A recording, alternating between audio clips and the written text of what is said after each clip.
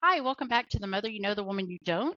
I'm going to start out this week again by saying thank you to everybody who is listening and supporting this show in any way, whether you are just listening, whether you're sharing on social media. If you go out there and rate and subscribe, that would help us a lot. It means everything to our podcast, and that support just means everything to what we're doing. So if you could just go out there, and if you're not already, if you would, that would be fantastic. This week we have another cousin. I have an endless supply of cousins for us We to get do. to know. And so Brandy's married in. So we're going to talk about that perspective of what it's like coming from being an only child to marrying into this crazy. That's all I can say. Marrying into all this. And she is married to my cousin Wally, who is my Aunt Pam's, my mom's oldest sister. And so you're probably, I don't know, because Wally's the oldest of all of us, right? So technically, Yes. so you would be one of the first outsiders to come in on our cousin level, because it's with, Besides Misha, who was there from the beginning. well, yeah, okay, so you and Misha. Okay. And the funny thing about Misha is when we talked to Misha told us that the hardest thing for her to get used to was everybody or our huggers that were touchers, and she's not a hugger. And I thought, well, you walked into the wrong family for that, sister, because we're stage 5 clingers here. Yeah. So, Brady, tell us just a little bit about where you were born, and we'll talk a lot about your mom because we adore your mom. Your mom is an honorary sister, Yes. and an honorary aunt. We call her Aunt Connie. It's just part of our makeup, and it doesn't feel foreign. It doesn't feel married in. It just feels. Well, I've been here for a hot minute too. You have been. So, and Aunt Connie's been around a hot minute too. So, why don't you just tell us a little bit about where you're born and tell us a little bit about what you know about your mom and her history, and where she married your dad and that kind of thing, and just kind of your beginnings.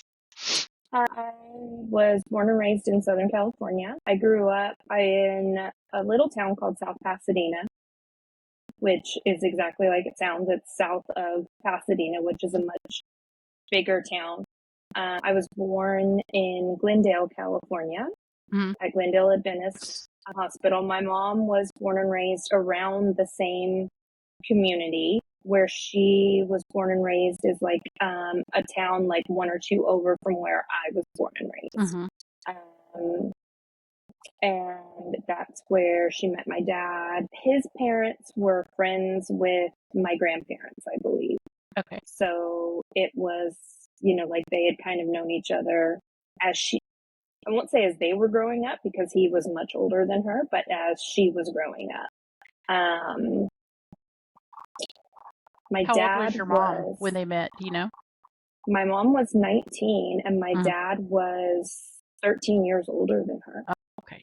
So a little bit older. So, I mean, she was much younger when they met, but she was 19 when she got pregnant with me, 20 when she got married, and he was 33. Okay. And he had already been married, divorced, and had my twin brothers who were 11 years older than me. Okay. And my mom was only 9 years older than them. Yeah. Okay. So there was a big age gap. Yeah. There was a big age gap. So were her parents okay with that?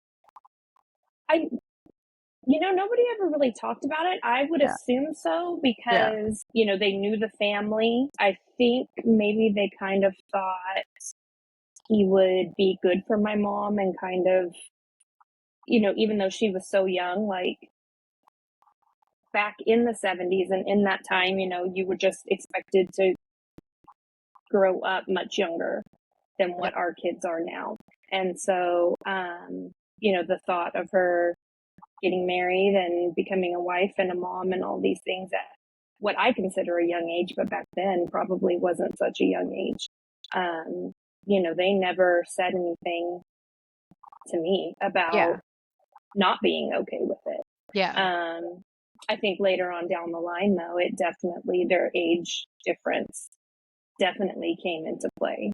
Oh, yeah. And why they got divorced. I was 13 when they got divorced, so that would have made my mom 33-ish, but my dad like 46. So that in itself is, like sometimes as you get older, that age gap just seems bigger and bigger. You're just at different places. Yeah. In your lives. Growing up, my brothers were older than me. They're my half brothers, and I just thought they were like the coolest thing in the whole world because they were so much older than me. Yeah. But yeah, I grew up in South Pasadena. I was there until I graduated from high school and then moved to San Diego. Yeah. And were you growing up, what do you remember most about your mom? Like, did she do any, fun traditions, or was she, is she as kooky as she is now? Because she just cracks me up. Was she a wild child?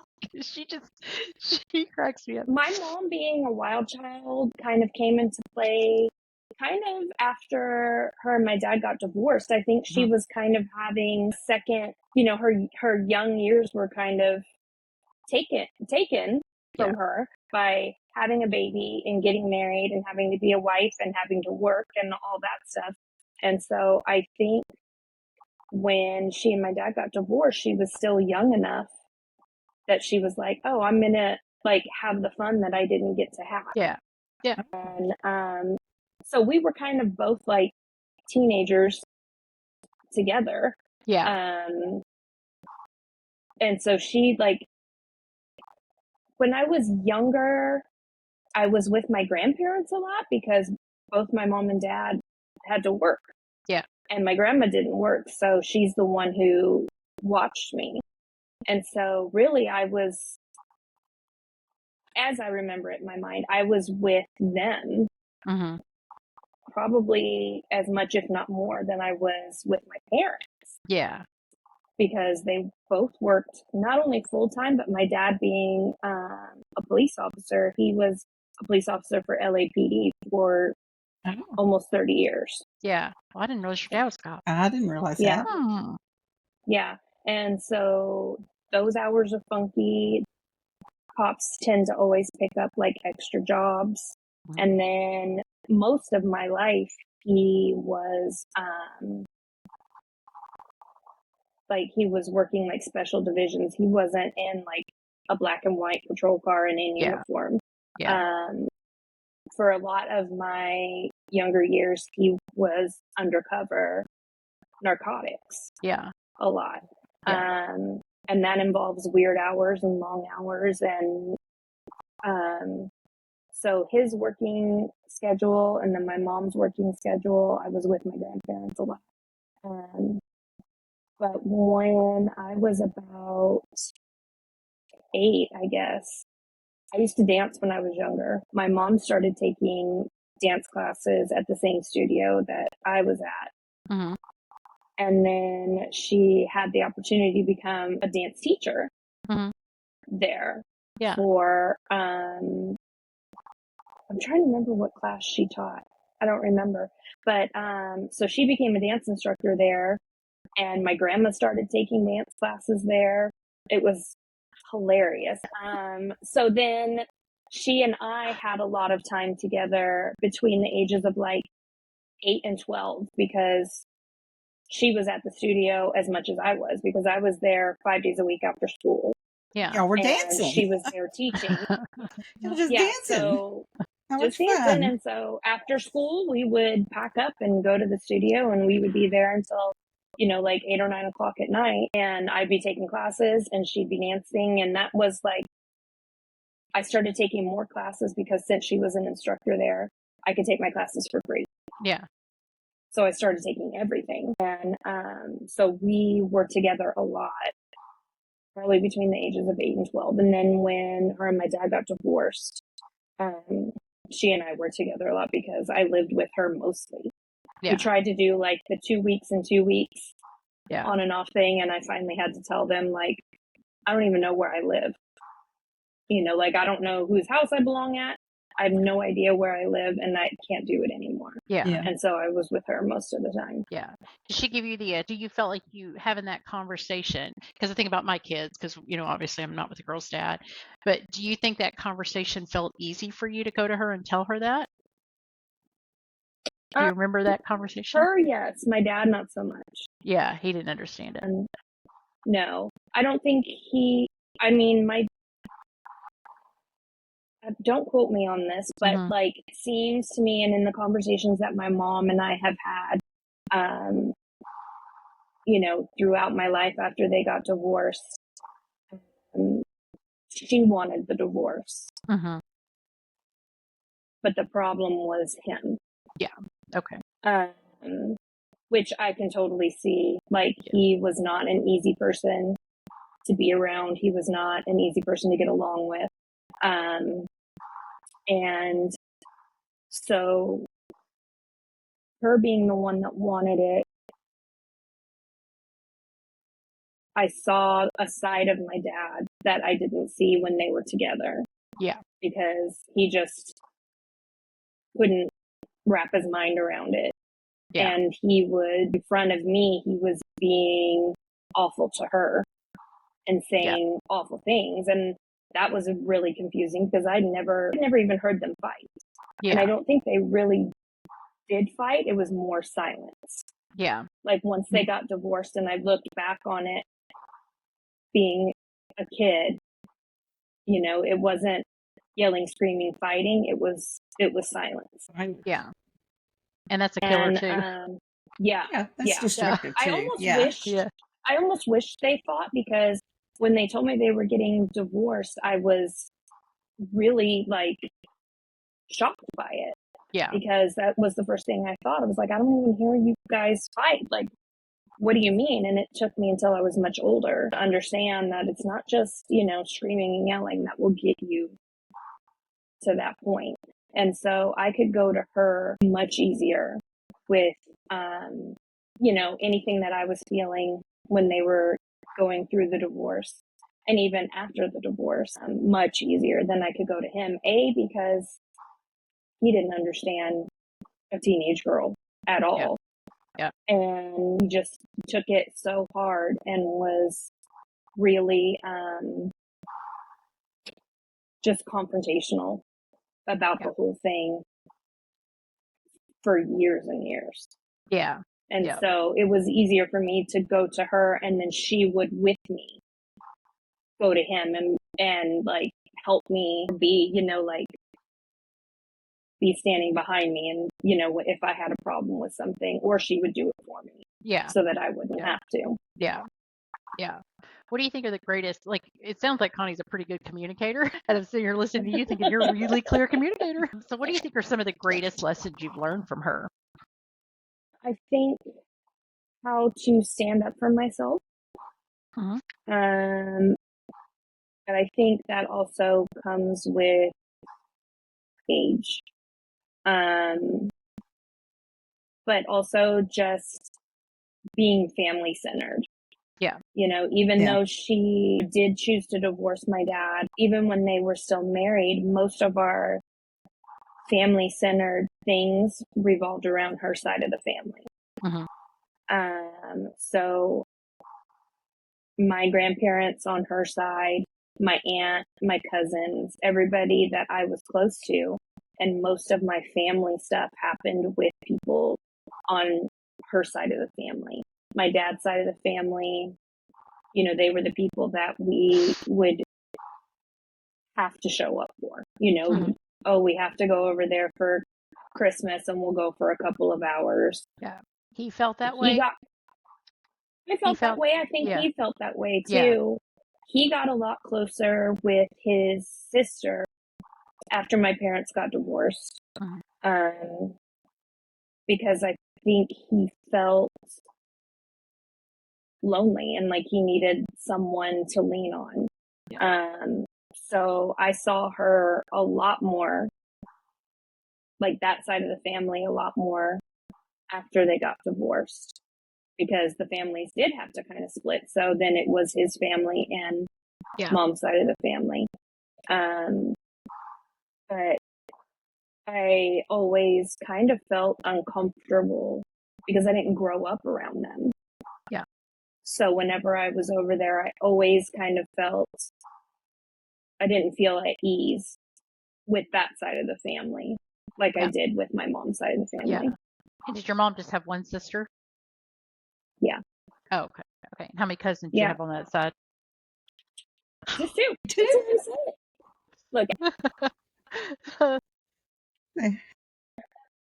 So you were 13. So how did life change for you after the divorce? Like, was there any big changes? Did y'all have to move, or did you have to change schools, or is it there any life I changes? didn't have to change school. Yeah. A lot of stuff happened around the same time. My dad and I used to take trips every year. He loved road trips. The man loved a road trip and camping and all that stuff. He loved it. And him and my mom could hardly ever go because he would save up all of his vacation time throughout the year. The man never took a day off. And so he would save up all of his vacation time for when it was summertime, for when I was out of school. And starting from when I was very little, probably even before I was in school, we would take these weeks long road trips and camping trips. And sometimes my brothers would go when I was really little. And so it always happened, every summer, and it would mostly be he and I for anywhere from 2 to God only knows how many weeks. And they told me in February of, let me think, 85, I guess, because I was 12 when they got separated. It was February, right before my 13th birthday, that they were separating. Me and my mom, we lived in an apartment building, and my grandparents lived in an apartment. We lived right next door to them in an apartment. My best friend lived across the hall. My other best friend lived down the hall, who later became my stepsister. That's a whole other story. Okay, we'll get there. And then, interested. then another person who I called aunt for most of my life growing up lived upstairs. Yeah. And she had grown up with my mom and my other aunts. And so she had been around my whole life, their whole life. And she lived upstairs. We all lived in this apartment building. It was like a commune. And so when they were getting separated, me and my mom moved upstairs to my Aunt Marie's apartment. And that was in February. And that summer, my dad and I went on one of our road trips, and he had a motorcycle when I was growing up, always had a motorcycle. And so we took the motorcycle on this road trip. He had a sister that lived in Washington State, and we lived in Los Angeles. And his favorite road trip thing would be we would drive up the coast north along the coast and go up into Canada, sometimes hit just Alaska a little bit, and then jog over and come back down the next states over to come home. And we were going up to Washington. My aunt worked for Washington, either the Washington State Police or the Washington State Sheriff's Office. I believe she was a dispatcher. And they were having a motorcycle ride to raise money. I believe it was for juvenile diabetes. And so my dad wanted to do that with the Washington State Police. So we met my aunt and her boyfriend up there, and we took off, and it was a couple thousand motorcycles that were going on this ride. And my dad and I were involved in a really bad accident during that ride. Excuse me. A guy pulled out in front of us, and my dad had to lay the bike down, and my aunt and her boyfriend were on the bike in front of us, and he almost hit them. They had to swerve around, and she turned around to make sure we got through okay, and he continued to pull out. And my dad had to lay the bike down instead of, because if he hadn't, we would have T-boned him, and both of us would have flown. Because I was comfortable on the motorcycle with him, I was actually asleep on the back of the motorcycle at the time. He had one of those big, he had a big, touring motorcycle with the big saddlebags. And so I would take my pillow and roll it up in front of me and sleep like that. And I remember the horn, and I remember tires screeching, and I remember I just looked up, and in my little 13-year-old brain, I was like, this is not going to be good, and then wow. Yeah. That was it. And the doctor told me, he was like, thankfully you were asleep, or else you would have grabbed onto your dad and gone with him the whole way. But when he laid the bike down, it like grabbed my right leg and flung me off. But my dad stayed with the motorcycle because he was driving it.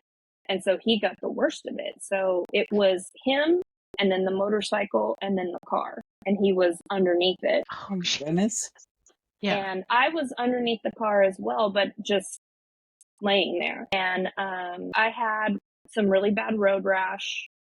And that was about it. But my aunt had to perform CPR on my dad at the scene because there was antifreeze from the motorcycle was like pouring into his face. Oh my gosh. And down his throat. And he had to stay in the ICU up in Washington, I think, for 3 weeks. And then they moved him to a hospital closer to home, and he had to stay in the ICU, or at least in the hospital there for another 3 weeks. So he was in the hospital for about 6 weeks. Oh my gosh. And he broke his sternum, a bunch of ribs, his shoulder blade, and then had a lot of like respiratory issues that really plagued him the rest of his life from that antifreeze spilling in his mouth. Oh my gosh. So that happened the summer right after they told me they were getting divorced or separated or whatever. So that whole year, there was just like a lot of turmoil, a lot of stuff going on. Yeah. Yeah. Well, I would say that's so like life turned upside down. Wow. Yeah, in 1 year. Yeah. But I think, like by being so young, you're able, or at least I was more able to like brush it off. It's like nobody died. It's fine. You don't think of like you would now, if something like that happened to your kids, or you don't run through the what ifs as much. Back then I was like, we're fine. I don't know what everybody's so upset about. Everything's fine. The what ifs are what's the fun part about being an adult. 1,000%. Yeah. That's what's fun about adulting. So after that, your parents go through the divorce and you're, I guess, cruising through life now and you're in California. So how was life like? What was a young Brandy? What were you like in high school? A treat. Real treat. A treat. A real treat. So did you give Connie a run for her money? I sure did. Young Brandy was not a lot of fun. I'm very lucky that the universe and karma did not repay me with my kids for how I was. For sure. I was not a lot of fun. Me and my mom fought a lot. I think just me being a teenager in general, and then her trying to do her own thing. Yeah. And then, I would fight with my dad all the time, and he just didn't know me at all. And I think he wanted to keep me in this box of like 10-year-old Brandy. Right. And so as I started to grow up, he just didn't know me at all. He could not accept that I was growing up. He, like I said, was not all of that easy of a person to get along with. And so he and I would always be at odds. Mom and I were hot and cold. Either we were friends or mortal enemies. And it was like day to day. I really didn't help the situation much. And, but I hate to brush it off and be like, it was the 80s, but it was, and, things were just different. Yeah. And we were latchkey kids, and parents worked full-time jobs, and kids didn't have a lot of supervision. And, but that's just the way that things were back then. And so, it was just kind of be home by midnight and nobody knows where you are. And you're allowed to just, say, oh, I'm going to be over here, when really you're over here, and nobody would know the difference. Yeah. I didn't like school very much. I had a hard time in school. I remember it starting about like the 7th grade, especially with math. I just didn't get it. Samesies. Yeah. And That's a it wasn't family. until I went it wasn't until I went back to college, like to go back to nursing school, when I finally like, that makes total sense. Yeah. But growing up, it just didn't. And so, you know, I just wasn't great at school. Yeah. And then would kind of choose not to go or not to do my homework. And so Mom and I really battled over my grades because I just wouldn't Bare go minimum. to school. Yeah. Yeah. I remember my senior year, you had to do this big, like, senior research paper, and it was like 50% of your grade. And that's really like the only thing I remember putting any effort into. Yeah. Because I was like, well, I have to nail this so that I can pass. Yeah. And, like, my senior year, I didn't know until, like 2 days before graduation if I was actually going to graduate or not. So we were always at odds. I was grounded 80% of the time. And it was usually always having to do with school. Yeah. Like, I became a cheerleader in my junior year just so I could, like, go to the football games. Not because I really wanted to be a cheerleader, but I was like, I'm grounded all the time. How do I get out of this house? And I was like, I'll become a cheerleader, and then I have to go to the football games. That's genius. I just use it for evil instead of for good. Yeah, no, I was not a great kid. I was not great. Yeah. I bet your mom would say differently. Yeah, I imagine she would. I don't know. She might say that I was a good person, but I wasn't a great kid. Yeah. So when you were that age and you were, coming out of high school, and I don't know if, like, we always talk about, like, we didn't have the conversation of what to do next after high school. So did you know what you wanted to do right after high school, or what were your kind of, okay. Absolutely not. I had no clue. I had no clue what I wanted to do. There was no really conversation back then about college. Like, it wasn't expectation like it is now. Yeah. I had no idea where my life was going to go. I had a little bit of money from the motorcycle accident. In my senior year, in March of my senior year, I had 2 friends get killed. And that was really instrumental in the trajectory that I took after high school, because I just needed to get away from where I grew up. In like April, the spring break time, a friend of mine that had graduated a year before had told me and my friends, she was like, you guys need to get out of here. Like, why don't you just spring break, come down to my house. I have an apartment in San Diego. Like, we'll just go to the beach. I'll take you to Tijuana. Of course. You guys can just let loose. Of course she would. And burn off some steam, and because you guys just need to get away from here. Yeah. And so we went down to her house for the week, and it was me and 2 friends, and we were like, this is where we want to be. This is what we want to do. Yeah. And so 2 weeks after we graduated from high school, we were gone, because we just needed to get away from there because of what had happened. It was just too much for us to handle. And so we're like, we got to get away from this place and everything up here, and just packed up and moved. Yeah. So how did your mom? Yeah, I was asking the same question. Mom. How did your mom feel about that? And easy to leave? It was easy for me to leave. She actually did not talk to me for 3 months. There we go. Silence. Okay. Got it. Yeah. The day that we were moving, she didn't take the day off from work. Like, other people's parents were like coming with us and helping, and she got up that morning and went to work. Just walked out, and I was like, that's it? Yeah. And she's like, you're choosing to leave. And she just peaced out and did not talk to me for 3 months. Oh, no. At all. Have y'all talked about it? Have y'all talked about that before, since then, or have you talked about it? I don't think so. I mean, maybe we did like right after, maybe in the couple of years after. But I don't remember us ever talking about it. I know I've teased her about it.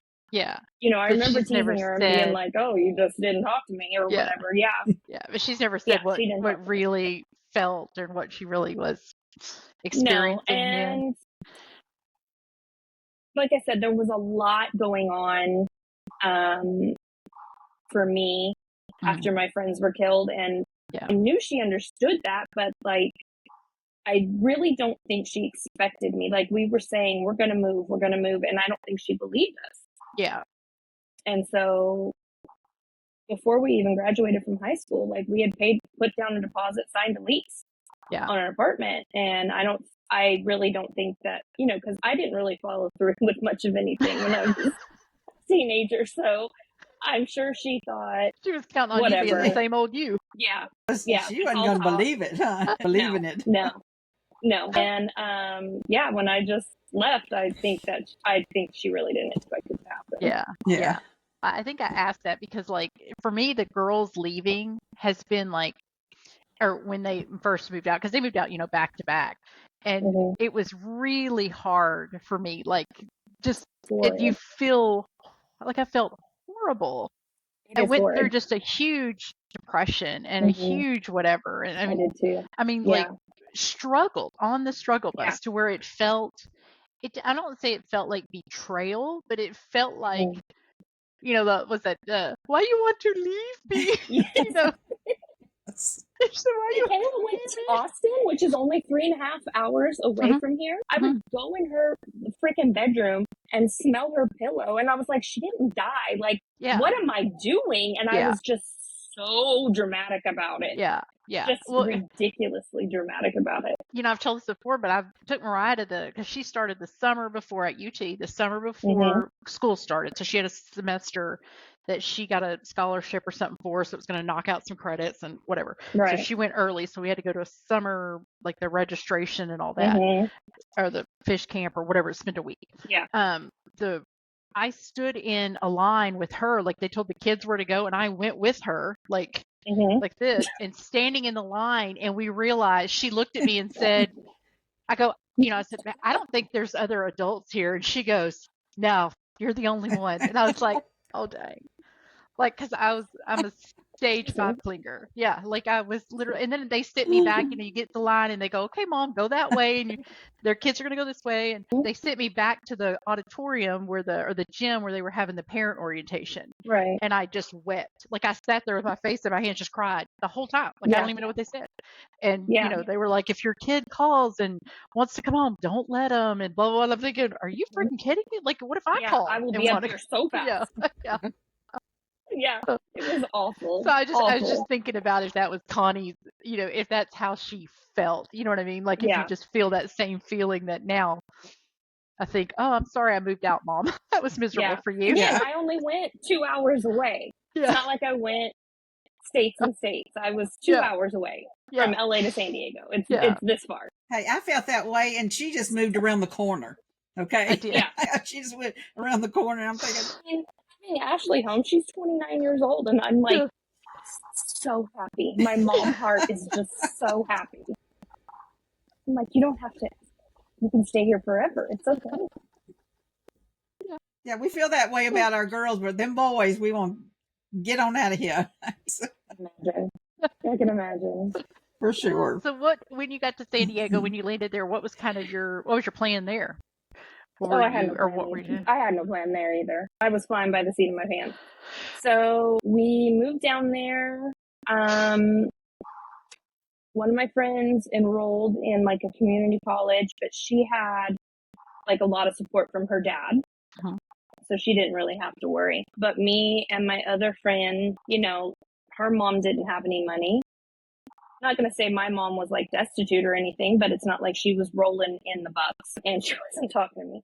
So that could be a drawback. I just started looking for a job, and I burned through that money from my motorcycle accident. I wasn't supposed to be able to access it, or I think maybe they like lied to me telling me that I couldn't access it. But one day I was like, let's is what happens if I go to the bank and try to withdraw money. And they gave it to me and I was like, oh, damn. Like, this is about to be bad. It never quite lasts as long as you think it will. It did not last. It did not last because then both my other, like roommates or other people, I'm like, hey, let's go out. And I was like, we don't have the money. And I'm like, I do. Let's go. And just back at the bank. Yeah. And it was all on. I just got a job. Like I was working at a gym. And I would have to be there at 5:45 in the morning. I worked from 5:45 to like 2:30 in the afternoon. And, that was it. Just trying to figure out how to try to pretend to be a grown-up, which didn't really work because, let's see, we moved in there in July and we got evicted in March. Nice. You almost made it a year. Almost. What'd you have to do when you got evicted? Did you have to live in a van?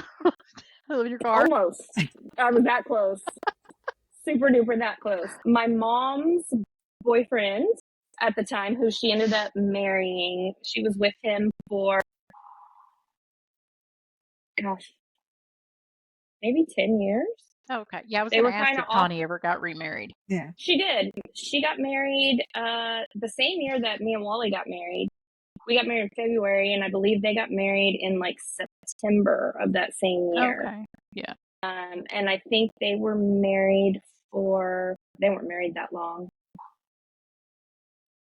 They were married for maybe 5 years, but they had been together for like 10. So when I moved out in high school, I think starting my sophomore year, junior, and senior year, it was my mom, me, him, and then my senior year, his daughter moved in with us because she was pregnant and her mom kicked her out. Even though she was like 19 or 20. Yeah. Her mom kicked her out, so she moved in with us. When we got evicted, of course, I called my mom. I was like, I need to come home, and she was like, okay. And she's like, let me talk to Ray. That was his name. And she's like, just out of like a courtesy, but, and then she called me back and she said, he said no. Oh. And so me and her and him, again, didn't speak for a couple of months because my feelings were really hurt. I was like, so that's it? Yeah. Like, you're going to let him just say no and I can't move back in? Yeah. I don't understand. And so I moved in with my grandparents. And so they weren't speaking to them either. My grandma and my grandpa were. Yeah. That they were like, you're just going to let her live on the street or, So I moved back in with my grandparents for only a couple months, 3 or 4 months, I want to say. And then I kind of like lived with a friend for a couple of months, and then I moved right in with Wally. Yeah. Well, where did you and Wally meet? We have 2 different stories. We have conflicting stories about where we met. To this day, we have conflicting stories. I first remember him. Which version am I going to like better? His is actually shockingly like a bit more like romantic than mine is, but it was Super Bowl of 1992, hot minute ago, and we were, as girls, like, we didn't give a crap about the Super Bowl, but we were going to have a party. It was a reason to have a party. Hence why we got evicted, probably. But we were going to have a Super Bowl party. And so he was like a friend of a friend of a friend of one of my roommates' boyfriends. Because they were all the boys that were kind of in our circle and that we ended up knowing were in the Navy. Because when you live in San Diego, you're hard pressed to find a boy who's not in the military of some kind, to meet anybody who's not in the military. And so we had this Super Bowl party and her boyfriend was like, hey, can I invite, this guy that I work with? And we're like, sure. And so then he was like, can I bring my roommate? Sure. The more the merrier. But our standing rule for our little apartment, because we were all 18, 19. Actually, when we moved in, my 2 roommates were 17. Was that if you were coming, you had to bring alcohol because we couldn't buy. Yeah. So sure, yeah, you can come, but you have to bring the beer. Yeah. That's the only rule. Seems legit. Yeah, absolutely. So that's how we met. Is he was like the friend of a friend or whoever. So that's when I remember meeting him, and we were just friends for a couple of months, especially since I got evicted and had to move back to the LA area. Yeah. He says we met. I remember going to, on base, there was like, they were having like a flag football game. And I remember going to it because there's going to be boys there. Why wouldn't I go? And he was like playing in the flag football game. He says we met then. I don't remember meeting him then. So maybe that's just when he fell in love with me. I don't know, but I don't remember actually meeting him. But I know he was there. But like I remember actually us meeting at this Super Bowl party that we threw at my house. Yeah. And then how long before y'all got married? About 2 seconds. Yeah. We met so that would be January of 92 that we met. We became friends. And started, like, our first date was in May of that same year. Yeah. We moved in together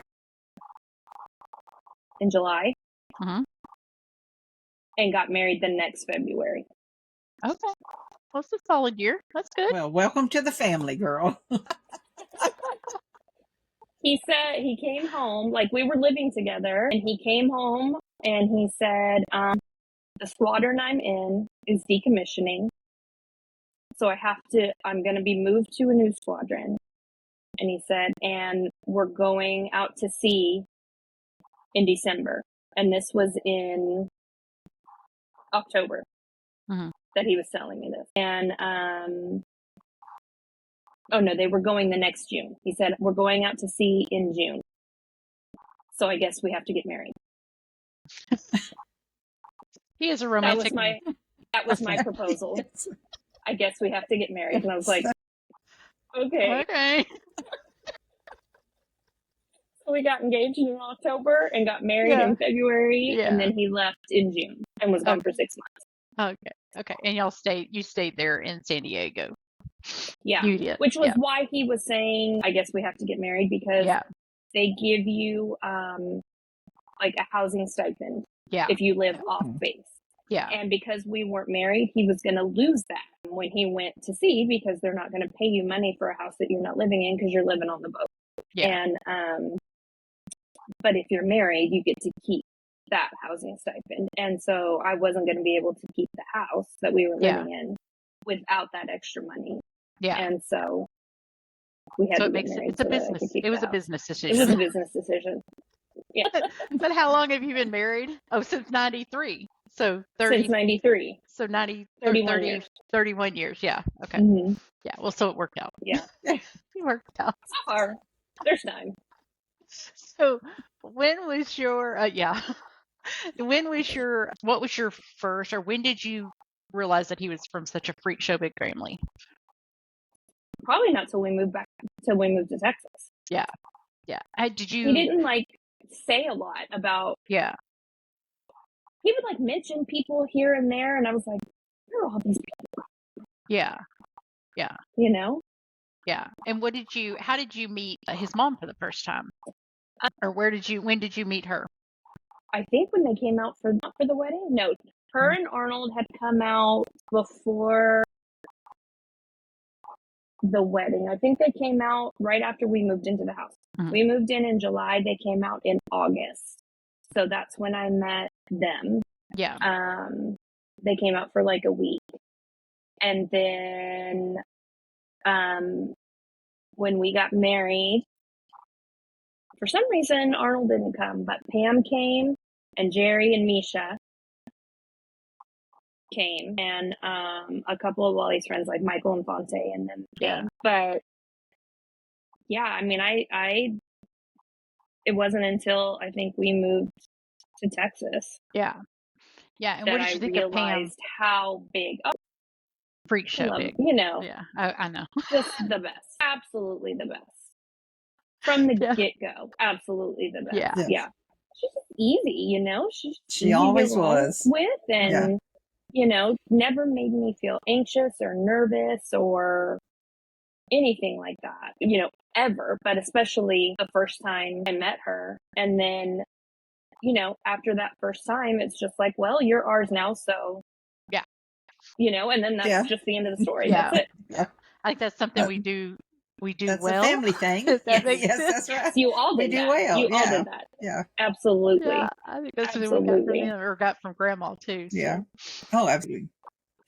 Since y'all have been married 30 years. So what do you, okay, we're going to talk about Pam and we're going to do it without crying. Yeah. We'll okay, try. Here we go. We'll try. So what is, I talked about your mom. So what are some of the things, and I think the most influential, sometimes the biggest influences not only come from your mother, but they come from all these other women.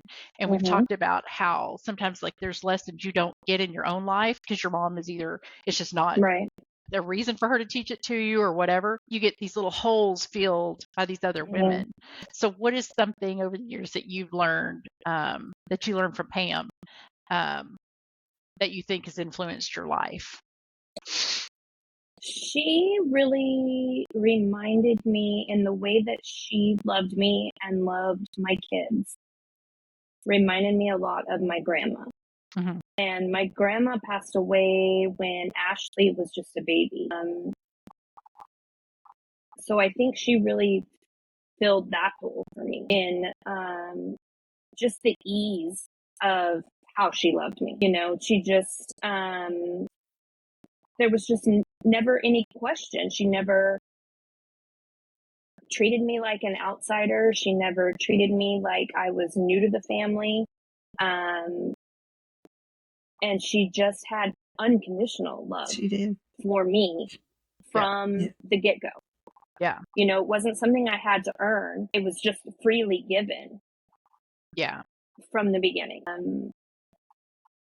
It just it filled a hole when I left my family in California, and I wasn't sure how I was going to feel moving here, if I was going to be lonely and homesick, and especially with both my grandparents just passing before we moved here, because that was a condition that I had before we moved to Texas. I told Wally I wouldn't leave California with both my grandparents still alive. Yeah. And so they died within a year and a half of each other. So that was fresh, and I was so close to them. And so I think us coming here and me being around her the whole time that I've lived here, I think she filled that hole. Yeah. In my heart of just the unconditional love that she gave me from day one. Yeah. And did y'all move straight from California to Santa Fe, or did y'all live anywhere else? Yeah. Yeah, we moved straight here. When we moved in with Jerry and Misha for a couple months. And then I was pregnant with Kayla. Okay. When we moved here. Okay. And so we got here at the end of June of 97. Yes. And we lived with them for a couple months. And then right before Kayla was born, Pam did the baby's almost here and you're going to need some help. So I think you should move in with us. Yeah. Before you have the baby, because she just wanted that. That would be Pam. She wanted that baby. Let me tell you what's a good idea. If you let me just take that baby. Yeah. So we moved in with them probably 2 weeks before Kayla was born, and lived with them until I think that was in October. Kayla was born. We lived with them I think until January, and then we got an apartment in Texas City just because it was the cheapest place we could find, but we only lived there for a year, and then we moved back in. Oh, okay. And so for you were pregnant when you got here. So what was it like when you found out you were pregnant? Had you been trying? Were you planning on it? With Ashley, we had been trying. And we had been trying for about a year and a half. It was probably a few months after we got married that we decided that we would just get rid of the birth control and see what happens. But then he left. Yeah. And it's kind of hard to get pregnant when your husband's not here. Better not get pregnant while your husband's gone. Better not. There's a lot of math going on in the Navy. Trust me. A lot of mental math in the Navy for a lot of people. I'm sure. But then once he got home off of that cruise, there still was a lot of coming and going. Like be gone for a couple of weeks, home for a couple of weeks, be gone for a couple of months, home. And so we had been trying for about a year and a half. I was having like some hormone fluctuations. So every couple months I would go to the doctor and he would have to give me like a hormone shot for me to start my period because my cycles were all screwy. And every time that happened, I would have to take a pregnancy test before that would happen.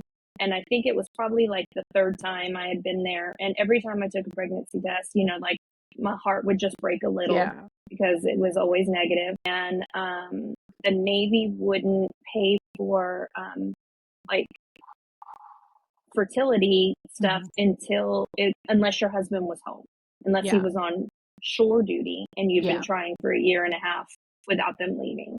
And he was on sea duty at the time. But the third time, I took my little pregnancy test and I'm sitting there not expecting it to be positive because it hadn't been that long. And this nurse just stuck her head in the door and she said, this is what she said. Oh. And no cell phone. So I'm just running around. I'm like, I have to call him somehow. And I remember I ran out and had to use a payphone to call him at work to tell him. How was her birth? She tends to be a smidge dramatic. But I wasn't in labor. And I wasn't a labor and delivery nurse yet, so I didn't know nothing from nothing. I just knew what I read in my little book and what you saw on TV. My water just broke in the middle of the night. I wasn't having contractions. I wasn't in labor. And so off we went to the hospital, and I was not dilated at all. And, the whole way there, I thought, if your water breaks, that means you're like having a baby. Yeah. In my mind.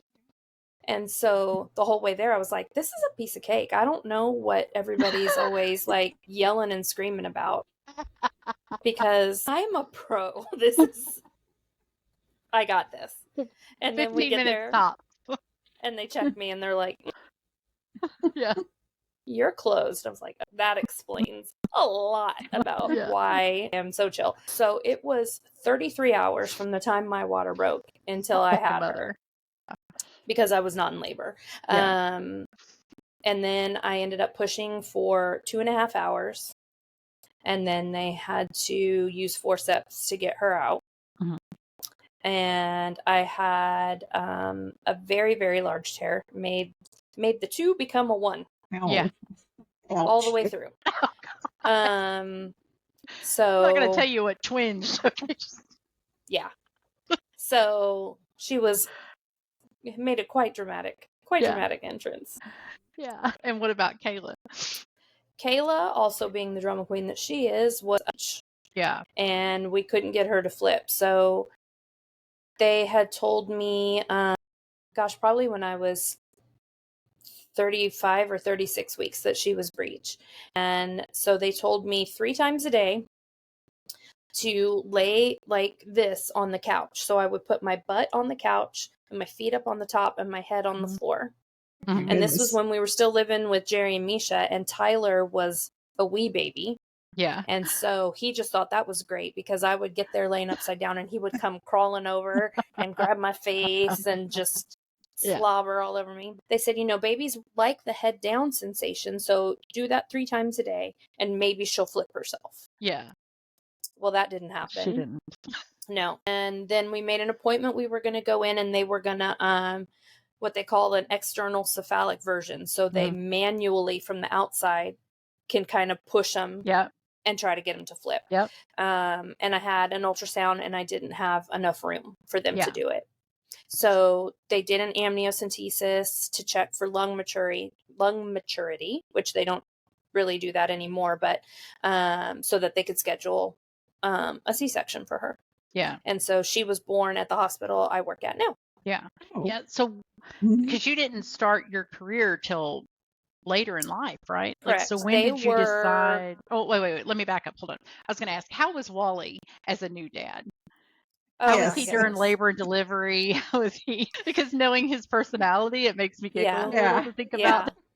I mean, with Kayla, he was much more chill because we had already like been down that road. With Ashley, you know, I could tell that he was stressed out, but of course he would never say it. Because God forbid we have to be Mr. Cool, right? Yes. But from the you nailed moment, it there. Yeah. From the moment she came out, he was in love with her. Absolutely in love. He was great. He was great with both the kids. Yeah. It's funny because to me he comes off as so masculine, like just a dude's dude, you know. Yeah. And to know that he has two girls, you know, and we don't ever see the side of the girl dad that, you know, that soft side. So he still wasn't ever really like a girl dad, you know, like they were sports kids. Yeah. Well, you know, they weren't dance kids. Yeah. You know, so he didn't really have to be forced to be that much of a girl dad because they weren't really girly girls. Kayla was when she was little. She was a super girly girl when she was little, but they were both sports kids. Yeah. So he got the best of both worlds with that. Yeah. Okay. I just want to get some to rip Wally on later. I mean, I'm sure I could find something. Absolutely. No, listen, I'm so impressed that he's going to all these concerts and stuff. And I'm thinking, dude, I'm just now hitting 50. I don't want to be around any kind of people. And he's out there like, well, you know, concerts. You can't grow old. Absolutely not. But you know, I'm the same way now. Like, I think we're in like a resurgence, maybe. Yeah. Well, that's good though, because the girls, both girls. Well, no, Ashley's at home now, but they're technically sufficient. They don't need you to do anything. No. Yeah, that's good. Yeah. Well, I'm super impressed every time he posts something. I'm like, get it, bub, because I'm not going. I don't even want to go to the grocery store. Well, God, no. Who wants to go to the grocery store? Last weekend I went to a comedy club in Austin for the first time. I've never been to a comedy club, and me and Misty and our husbands both went, and we went in at 6:30 on 6th Street, the Dirty Six in Austin. We went in at 6:30, daylight, everything was normal. We come out at 10 o'clock. Not normal it was anymore. A zoo. It was a zoo. I mean, Dwayne and I were looking at each other. We're like, we are the oldest people on this street, and we have got to get out of here. You know, the streets are closed off. Rowdy. People are everywhere. I mean, it was just, it was a freak show, man. Like, it was a lot happening. Thank my lucky stars that when Kayla was in college, she was not a party girl. Yeah, well, Mariah said she did that. She's like, nobody goes down there, Mom. And I'm like, no, it's people insanity. do. Yeah, like, somebody does. Yeah. And let me just say, there was not enough hand sanitizer for me to stand down there. There was not enough clothes on people. I kept worrying about, baby, put your shoes on. Like, Dwayne's like, you need to quit worrying about other people and just walk. I was like, she needs her shoes on. Smells like pee all the time. It's it's gross. So I was like, well, I've done it. You can check it off my little list that I've never in my life have done it. Check that one off. I think we went down to one other place and hung out for about an hour, and then we was like, we got to get out of here. I'm good. So Thank you. And we were done. I made it. Check. Yeah. So I'm tipping to him because I'm impressed. But you're a nurse, you're a labor and delivery nurse now, but you didn't make that decision until when did you decide to go back to school? Because I'm so impressed by that, because I have tried several times to go back to school and I just can't do it. Like, I can't. I think the only thing that got me through is that it was something I really, really wanted to do, because as we've talked earlier, I couldn't give two hoots about school when I was in high school because it didn't interest me. I didn't care. I didn't care about Shakespeare. I didn't care about math. I didn't care about any of that garbage. But when I was pregnant with Ashley, in fact, the doctor that I was seeing, the one who told me I was pregnant, he had asked me one day, he just looked at me and he said, "What are you doing with your life?" Yeah. And I said, "I don't know." And he said, I'm on the board of this school, and it was like a trade school almost. Yeah. And he's like, I think you would be really good in the medical field. Yeah. And I think it was really the first time as a semi-adult, because I was probably 20, that anybody told me they thought I would be good at anything. Yeah. And he's like, go down there, talk to them. I just think you'd be really good at it. Yeah. And so I went up there and I talked to them, and I enrolled, and I started going to school to become a medical assistant. Mm-hmm. And so I did that while I was pregnant with Ashley. And so after she was born, I graduated from there, and I worked for a cardiologist for about 1.5 years until I got pregnant with Kayla. And when I was pregnant with Ashley, I had some complications like around 26 or 27 weeks, and I had to be on bed rest for a couple of weeks, and like pelvic rest for the rest of my pregnancy. And so it made me kind of nervous, and it made Wally nervous for me to be working when I found out I was pregnant with Kayla, especially when we weren't trying. And so I was like almost 3 months pregnant with Kayla when we found out I was pregnant. Nice. Okay. Oh, that's good. Well, I was on the depot shot, so I hadn't had periods in 9 months. That happened. What happened with Cody? I got off in January, never had a period, and got pregnant in March. I was still on it. Yeah. I had a shot, and all of a sudden I was like, my pants are tight. Yeah. And I was like, dang, what is happening? And like, I had to cut the elastic on my work pants, like my scrub pants. And I was like, this is weird. And just one day I looked at Wally and I said, oh my God. And he's like, what? I said, I think I'm pregnant. And he's like, you can't be. You're on that shot. And I was like, it's all adding up now. It's all adding up. I think I'm pregnant. And sure enough, I was. And when I went to the doctor, they were like, you're like 11 weeks pregnant. And I was like, damn, that makes a lot of sense. Yeah. So I quit that job when I found out I was pregnant with Kayla, because it just made us both a little anxious, especially because I didn't know anything. And all I just knew was that I had like these complications for a little while with Ashley. And so I had quit working there. So when we moved here, when Kayla was about 3, I put her in Mother's Day Out, and Ashley had started kindergarten. And so she was at Mother's Day Out. It was like Mondays and Wednesdays. So I told him, I said, I'm going to start going back to school just so I can do something. Like, still didn't know really what I wanted to do, but like Catherine was in nursing school around this time. Yeah. And Misha had gone to nursing school for a little while. Jerry had gone to nursing school for a little while. Mm-hmm. And because I had done medical assisting, I thought, well, maybe I'll do that. And like, I really liked medical assisting. And when I was a medical assistant, like, I wanted to do more, but I couldn't because it was out of my scope of practice. And so I started taking prerequisites when Kayla was in Mother's Day Out and like pre-K. And then when she started kindergarten, I started going to school more, and then started nursing school when she was about 7, I guess. Yeah. Because they were like 9 and 12-ish, 10 and 12 when I graduated. Yeah. Yeah. And so you're a full-time labor and delivery nurse. Yes. So how is that? Because you get to see women at their most vulnerable. Absolutely. Yes. Absolutely. All of them at their most vulnerable.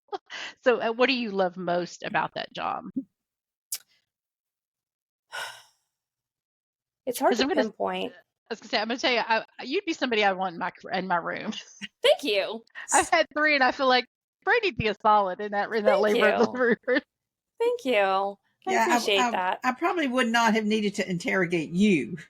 Yeah. But Mom, one of the nurses, well, I did. Mom was, it's the snarkiest I've ever heard her be in public. She's never been, you don't hear her be snarky, but no, it's just with Cody. It wasn't until Cody. he was, I went into labor and my water never broke on any of the kids. They always had to break them. But we were at the hospital. They broke the water, and I kept telling her, I wasn't there very long, like an hour and a half, 2 hours, I think, before the time we got there. That's amazing. The time he was born. Yeah, he just slipped on out. But I told Mom, I said, we were in the room, and I said, hey, he just moved. Like, there's something just went like this. And Mom said something to the nurse. And the nurse said, nope, I just checked her. She's fine. She's just, and I looked at Mom. I said, he moved. Like, I don't know what to tell y'all. He's coming. And Mom said, your mom's over here and the nurse is here and I'm laying and the nurse is over there. And I just, you're laying there because it's hurting. And Mom goes, hon, how long have you been doing this? Because this is her third child. And I was just like, it's one of those things where you're laying there and you just like open one eye. This is number thinking, 3. Like you're gonna be snarky to the one woman that's in control of all this. No, that's something I have learned. I'm thinking, she knows because this is her third one. She knows, So I really didn't mean to be snarky, but it was like I thought she's condescending. You always believe the patient. Yeah. Yes. Yeah, well. Yeah, and that's something that I have to teach our residents because we work at a teaching hospital and so it's residents and they're there for 4 years learning, and that's something we as nurses who've been there much longer than their 4 years have to kind of instill in them. You'll call them, you'll be like, hey, she said she's feeling something different. They're like, we just checked her, she was 5 or whatever, and you're like, that's awesome, but I need you to come back down here and do it again or I'm gonna do it. Because you know who doesn't care? That baby doesn't care. Correct. If you just checked her. 1,000%. 1,000%. 2 flying flips if you just checked her. Which is why these hands have caught uncount. I don't even know how many to count babies myself. So So what ended up happening is she checked me and goes, oh, he's right there. And then she goes, let me page the doctor. And he just happened to be walking by and he stuck his head in. And she goes, oh, I just paged you. He goes, oh, I didn't get anything.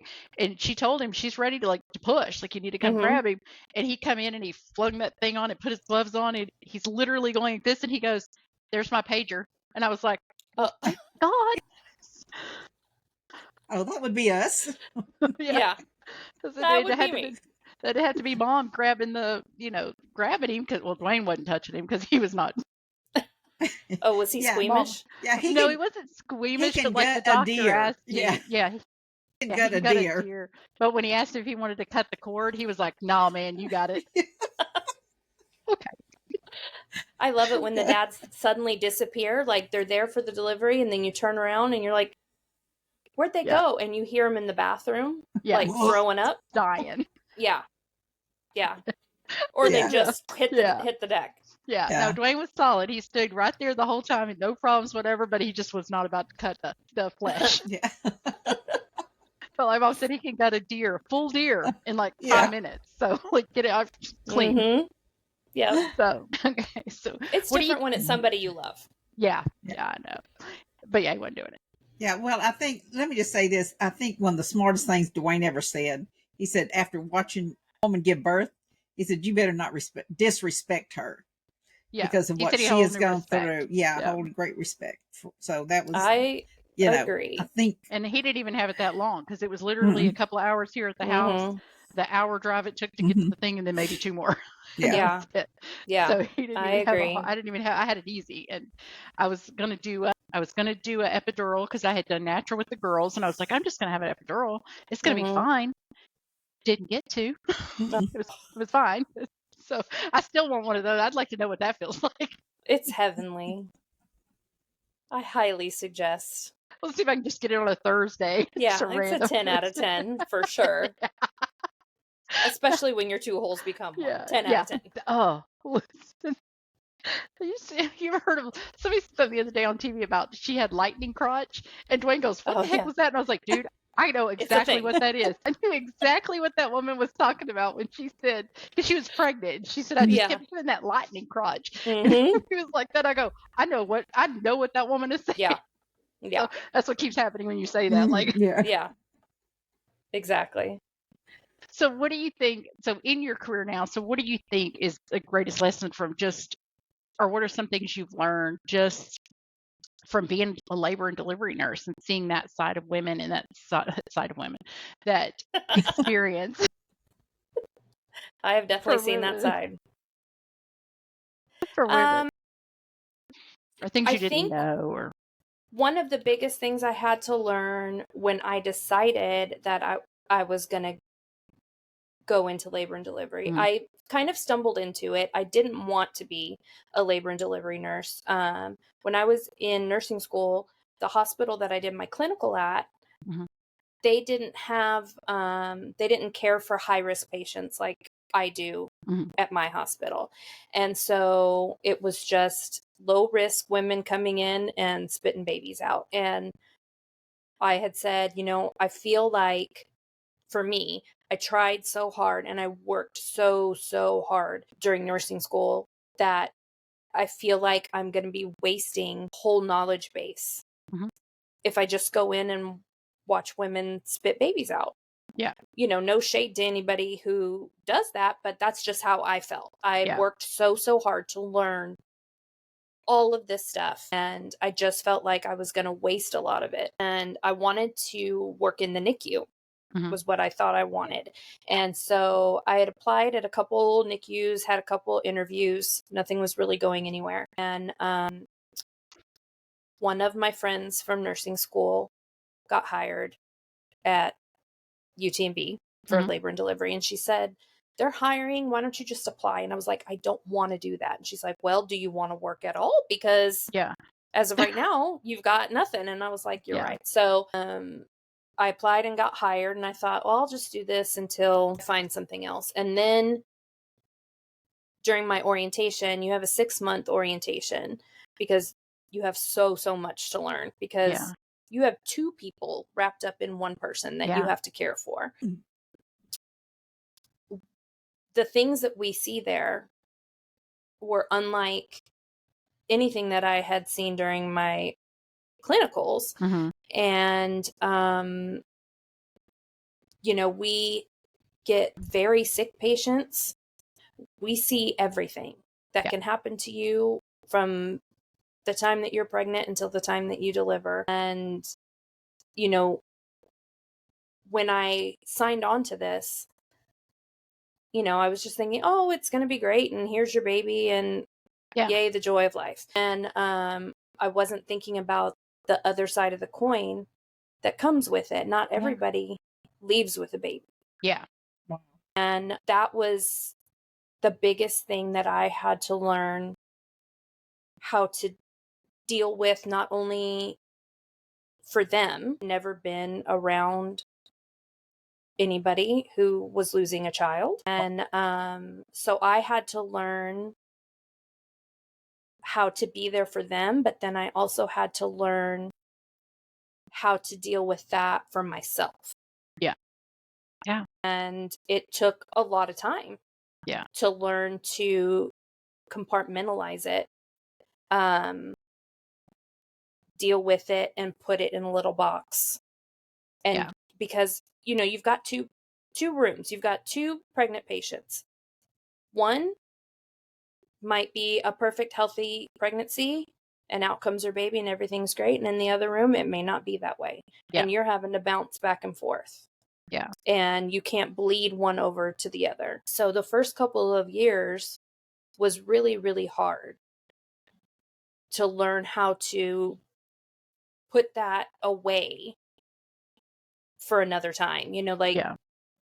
Your drive home, your shower when you get home, your days off or whatever, but also you can't drag all of it home with you all the time. And I don't want to say that I am hardened to it or have gotten over it. I've just learned where to put it and how to deal with it for myself. When things like that happen, and how to honor those babies that aren't going home. In the best way that I know how, but also in the way that I can move on for myself and not drag all of that around with me all the time. Yeah. God, that's so hard. It is hard. It's so hard.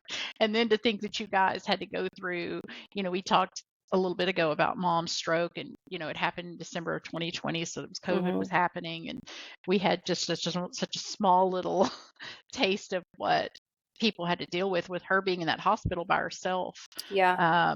During that. So thinking about you guys and what y'all had to do through that is incredible. Yeah. It incredible. was wild. Yeah. I just can't Absolutely even, wild. yeah, I can't imagine. So we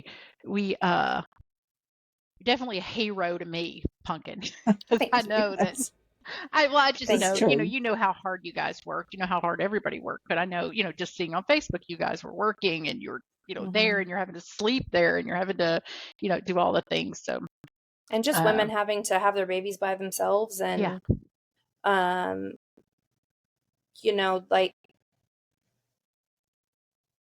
the fights that we would have to have with some people and some people's families. And, it seems like a fever dream now. Yeah. Oh, yeah. At this point, looking back on it, that whole chunk of time just seems to be taken out of the timeline of your life. I think that's for everybody. Yeah. And it just seems like you dreamt it, that all this insanity happened for, like 3 years. Oh, God. And it just seems like a completely different timeline. Yeah. Like the timeline of your life just had this little look, jog to the left. Yeah. Yes. Yeah. Okay, well, so what are some of the things that you look back on your life? What are some of your greatest lessons? Because you've had, your mom, you've had Pam, and we went through the loss of Pam, as a family. And like I've said before, because I've said it about Yvonne, what we went through, because for me, Pam was the hardest loss because I really adored her and identified with her. And it's like, when I think about how I want to live life, I want to live like that. Like I want my family to be shocked I'm gone. I don't want to be sick. I want to be on a motorcycle one day. I want to be hanging out and then I want to be gone. You know what I mean? Like, cause that's how it felt for me with her. Cause it felt like she was just always going and doing and leading the group and doing this. And then she was gone. Yeah.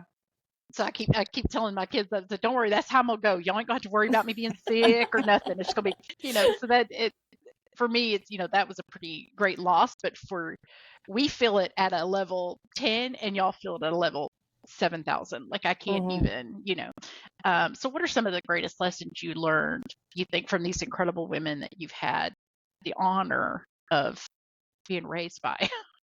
I did. It was an honor. From my grandparents to my mom to Pam, my aunt, my mom's sister, who we always say, like, it's kind of a joke between my mom and my aunt and my cousin that, like, me and my cousin were born to the wrong people.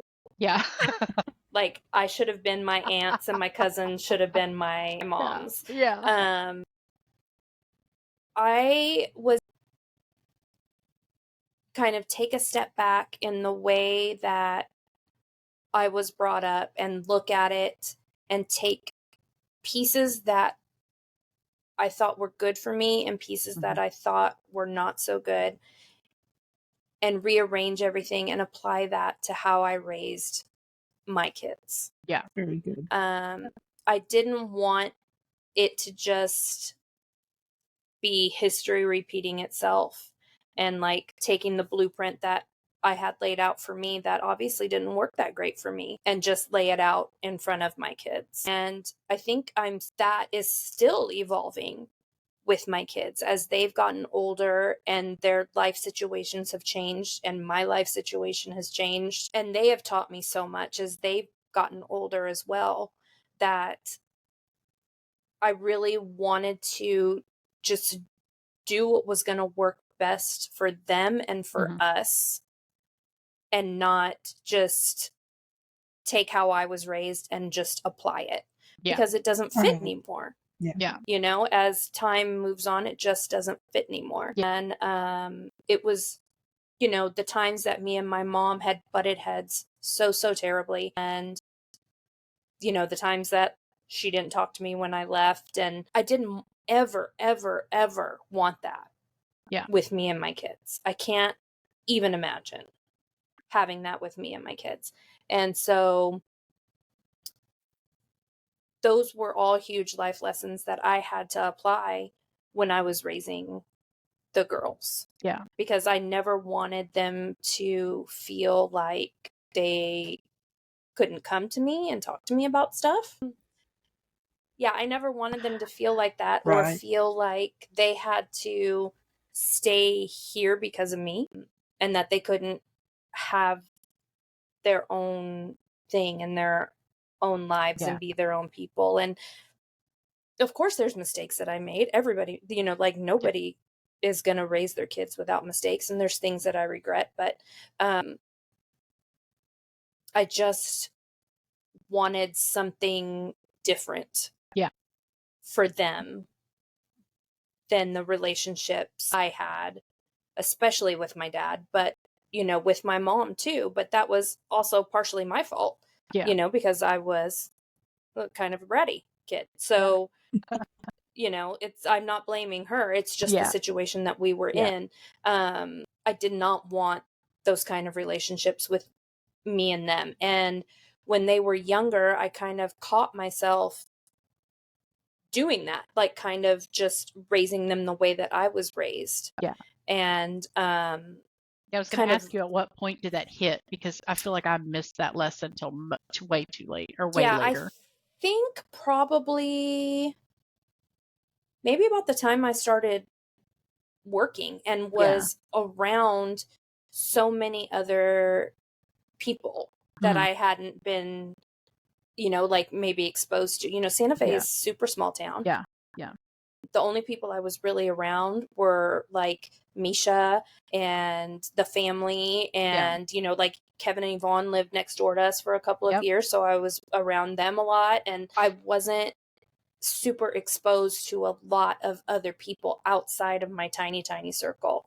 And so when I started working, I think listening to other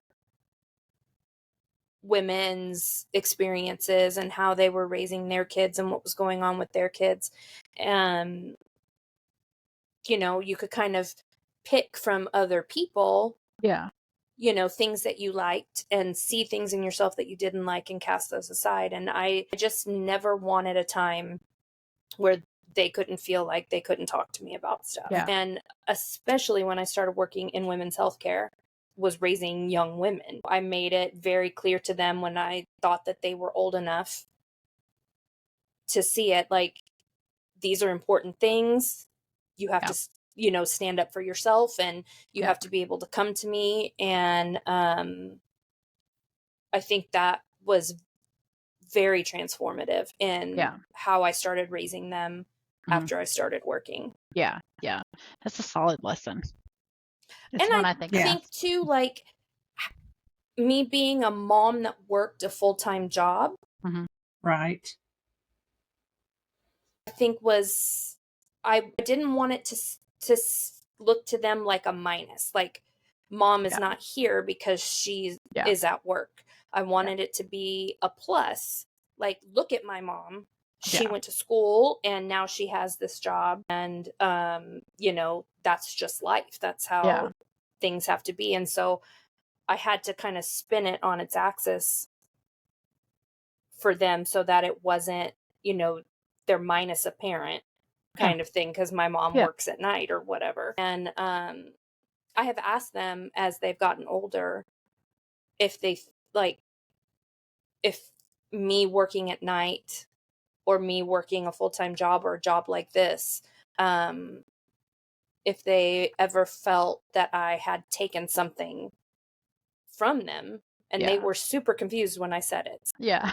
I was like, well, that's good. Because they were like, good job. What are you talking about? And I was like, okay, never mind. Forget it. Never mind. Don't think about it too much because you might come to me with something. So let's just forget I said that. Move on. Moving on. Yeah, exactly. No, exactly. That's great. So just to kind of wrap up, what do you want your legacy to be with your kids and grandkids? And like, what do you want? How do you want them to remember you years and years from now? You're going to be a pretty cool grandma too. Imagine. Well, I don't think I'll ever become a grandma, unfortunately. You don't think so? No. No, as it stands right now, neither one of them want kids. Say that they want kids. No. Okay. And that was, I mean, it took a hot minute for me to be okay with it, but you just kind of have to. What am I going to bully them into having kids because I want to be a grandma? Well, you never know. They're pretty young. Yeah. You don't know. I don't know. Neither one of them can really see that for themselves. Yeah. So I always tease them and say, like, when I die, I want them to dress in full black, like with veils, and throw themselves over my coffin and weep uncontrollably, and then build me a mausoleum where they have to go every day. As I think they should. And then I told them, I said, I want you to sit Shiva for me. And they're like, we're not Jewish. And I said, I don't care. I want you to sit there for 7 days and do nothing about, then talk about how much you miss me and how horrible it is that I'm gone. Well, I think they should. I think so. No, I hope that I have given them something that will help them just be the women that they want to be. Yeah. And be the people that they want to be. We've had a lot of discussions, people of a certain age now are different than I was at that age, and then my mom was at that age. And, that's what I meant when I said they have taught me so much as they've gotten older, is kind of having to deprogram what you think in your brain that their life should be like, just because that was maybe an expectation that was put on you, or an expectation that was put on your parents before you. And it doesn't have to be like that. It's just, sometimes people just go through life just going on the path that they were put on, that they didn't choose for themselves. And I don't want that for them. I want them to be able to live whatever kind of life that they want to live. And it did take some time for me, when they started to say, I don't know if I want kids. I don't know if I actually ever want to get married. I don't know if that's what my life is going to be. And, you can't help but when you have kids, you have this vision in your mind when they're brand new and oh, they're going to get married someday and I'm going to be the mother of the bride and then I'm going to be a grandma. And, so it does take some time to deprogram that out of your mind about maybe that's not where my life is going to go, because that's not where their life is going to go. And it's okay.